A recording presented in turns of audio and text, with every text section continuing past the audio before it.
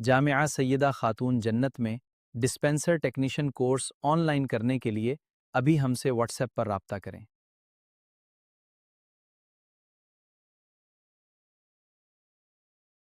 अस्सलामुअलैकुम स्टूडेंट्स, मेरा नाम है अब्दुल अब्बास। उम्मीद है आप सब स्टूडेंट्स खैरियत से होंगे।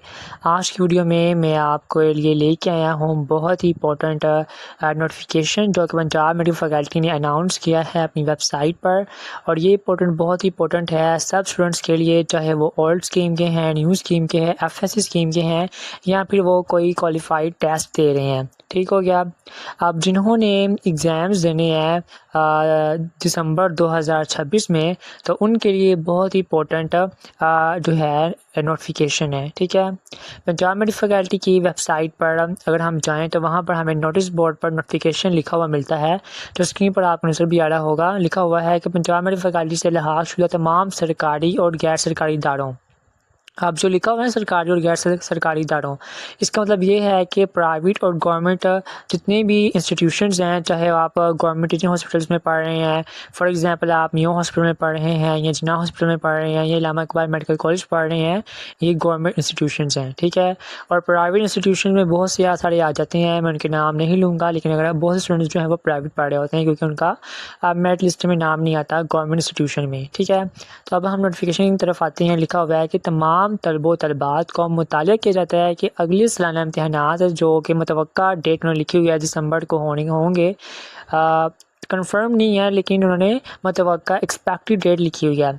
आगे उन्होंने स्कीमें भी लिखी हुई हैं कि तमाम स्कीमों, old scheme, new scheme, FSC scheme, code qualified test, जो भी आपकी स्कीम है जिसके अकॉर्डिंग आप पेपर पैटर्न पढ़ रहे हैं। अब बहुत स्टूडेंट्स जो हैं उनको पता नहीं था, तो वो ओल्ड जो पेपर पैटर्न है जिसमें शॉर्ट क्वेश्चन थे, लॉन्ग क्वेश्चन थे और MCQs थे, उसके अकॉर्डिंग वो पेपर की तैयारी कर रहे हैं, जो कि रॉन्ग डायरेक्शन है। ठीक है।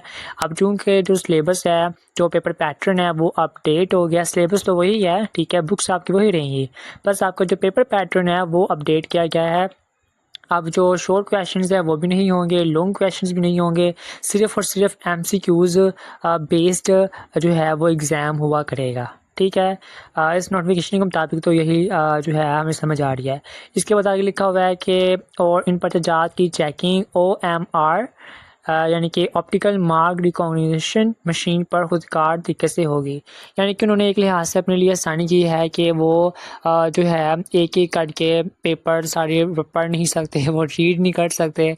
ठीक है। बच्चों के शॉर्ट क्वेश्चन, लॉन्ग क्वेश्चन उनसे चेक नहीं हो रहे, तो उन्होंने क्या जो है आसानी की है अपने लिए कि अब वो MCQs पर मबनी पेपर बनाएंगे और इसके मुताबिक अब जो शीटें होंगी MCQs की, वो मशीन के ज़रिए आंसर्स जो है चेक हो जाया करेंगे और जल्दी जल्दी काम होगा।